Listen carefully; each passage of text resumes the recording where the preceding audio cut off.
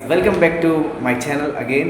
तो आज हम शुरू करने जा रहे हैं एक पॉडकास्ट और हमारे साथ हैं बहुत ही फेमस टीचर हैं हमारे गांव में जो बहुत समय से तैयारी कर रहे हैं। ये ड्राइंग के टीचर हैं सचिन सर। तो कैसे हैं सचिन सर? बेहतरीन जी, आप बताइए। तो पहले मैं सर का इंट्रोडक्शन करा देता हूँ। इन्होंने काफ़ी साल पढ़ाया है और आज ही आपको बताएंगे कि आप ड्राइंग के जो टीचर हैं या टीजीटी पीजीटी एलटी के लिए जो भर्ती आई हुई हैं उसमें आप कैसे प्रिपेयर कर सकते हैं, कैसे अपने आप को मेंटेन कर सकते हैं, कैसे स्ट्रेटेजी बनानी है और कैसे आपको सारा सिलेबस वगैरह आपको कवर करना है। तो ड्राइंग टीचर के लिए बताएंगे। तो सर से मैं रिक्वेस्ट करूँगा, सर पहले आप सबसे पहले अपना इंट्रोडक्शन दें। तो सर की सुनिए सर को। जी, मेरा नाम सचिन कुमार और मैं लगभग 3 साल से तैयारी करने लगा हूँ, क्योंकि पहले मैंने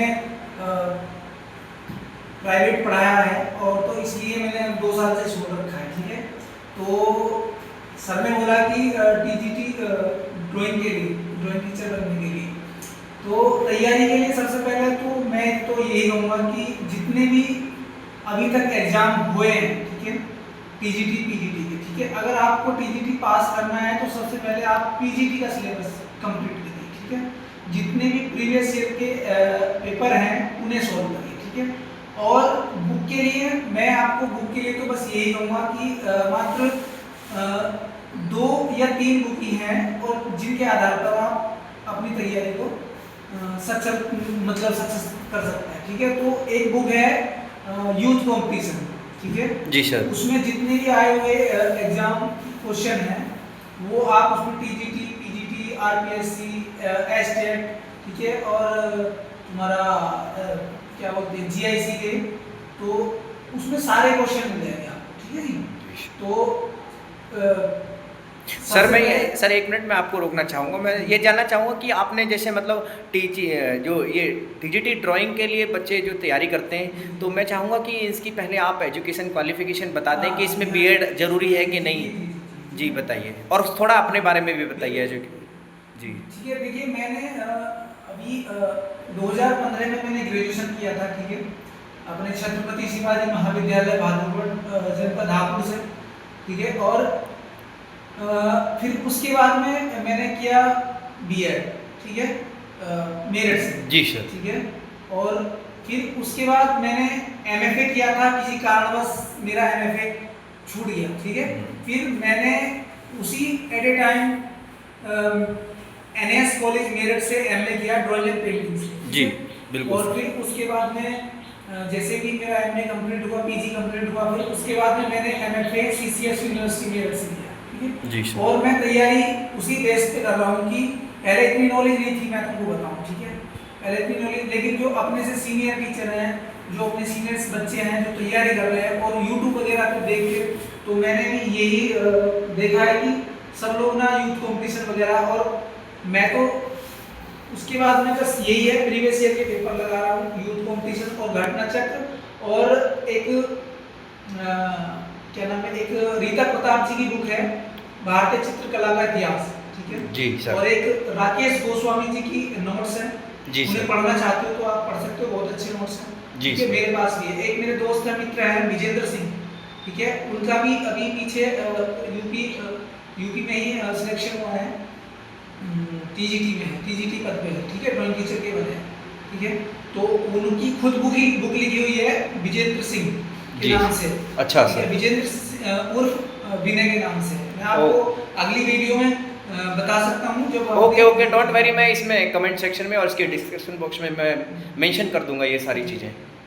जी आगे बोलिए सर। तो मेरा मानना तो यही है कि आप जितने भी प्रीवियस ईयर पेपर हुए हैं, ठीक है, चाहे आप एलटी जीआईसी के ले लो या यूपी के ले लो, यूपी पीजीटी या फिर एचटेट, ठीक है, कुछ क्वेश्चन, एक आरपीएससी राजस्थान वाला है और एक क्या नाम है आपका यूपी वाले हो गए, और तो आप इनसे तैयारी करिए, जितने भी हो सके क्वेश्चन को बार बार रिपीट करिए, चाहे आप पढ़िए, कुछ भी करिए, मतलब जी सर, बिल्कुल। ठीक है। और तो सर मेरा आपसे 2 सवाल हैं। जैसे कि अभी आपकी जैसे लेटेस्ट सर परीक्षा आने वाली है डीएसएसबी टीजीटी ड्राइंग, जो कि आपको पता है कि 29 अगस्त को प्रस्तावित है जी जी और आप भी उसमें पार्टिसिपेट कर रहे हैं जी सीएस। जी। तो मैं जानना चाहूँगा कि मतलब जैसे डीएसएसबी में जो पोर्शन आते हैं वो अलग-अलग सेक्शन 1 और पेपर 2 तो 2 पार्टों में डिवाइडेड रहता है। 2 सेक्शन जो पार्ट 1 होता है हमारा वो जर्नल पेपर का होता है और पार्ट 2 जो होता है हमारा वो सब्जेक्ट स्पेशल होता है।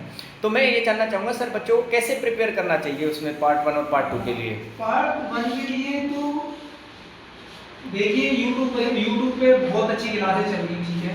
जी। ठीक है, उसमें क्या है, पहले तो जीआईसी वालों ने नहीं दिया था, उसके लिए मना कर रहे थे, लेकिन अब जो है इन्होंने प्रस्ताव रखा है कि जो जनरल पेपर है उसे पास करना पड़ेगा और जो आपका जो सेकंड पेपर है, ठीक है, जो उसके बाद में जो मेन एग्जाम के बाद में जो होता है, ठीक है। तो पेपर 1 और पेपर 2 का और बता दीजिए सर। पेपर 1 में कितना बच्चों को करना होता है परसेंट? पेपर वन जो है आपका वो सब्जेक्ट से रिलेटेड आएगा, ठीक है। जो सब्जेक्ट है आपका कोई भी सब्जेक्ट है, ठीक है, तो वो सब्जेक्ट पे सबसे ज्यादा कमांड होनी चाहिए आपकी, ठीक है। जी, जी सर। ठीक है, क्योंकि इसमें नेगेटिव मार्किंग भी है, जी ठीक है। सर। तो सबसे पहला सब्जेक्ट को अच्छा बनाइए, क्योंकि आप जब पढ़ाओगे कहीं जा करके तो आपको सब्जेक्ट ही काम आएगा आपका, ठीक है।